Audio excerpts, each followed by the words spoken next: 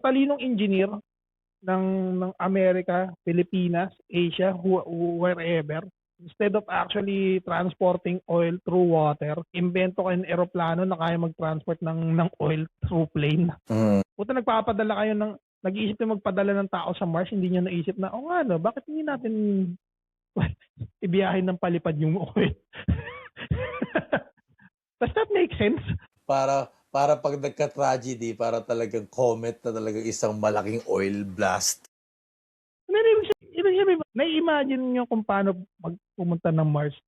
Calculate nyo na sa isip nyo, ganito yung travel time, ganito ngayon yung gagawin nating machine, ganito yung gagawin nating spacecraft, ganito yung design, ganito yung ito yung capacity. Pero hindi nyo na-realize, sa gera, paano ngayon natin ta-transport yun ng mas efficient at mas mabilis. Total naman na lahat ng mga aeroplano, yung mga nakalaning na aeroplano, yung upahan nyo isa-isa.